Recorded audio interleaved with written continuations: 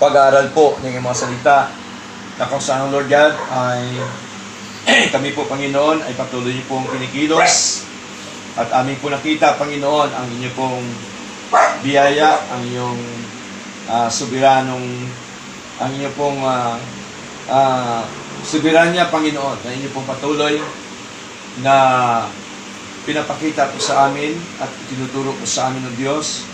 At tunay nga po, Panginoon, na kayo po ang siyang naghirang po sa amin before the foundation of the world. Kayo po ang siyang nagbigay sa amin kay Kristo para kami tubusin. At kami po, Panginoon, ay inyo pong binunagin sa magitan po ng kapangyarihan ng banal mong Espiritu, Lord God. At maraming salamat sapagkat kami po ay inyong binago sa inyo pong kapangyarihan, Lord God, na kami po ay isang bago ng nilalang, Panginoon. Kami po ay nakapag-isa na po sa inyo, O Diyos. Salamat po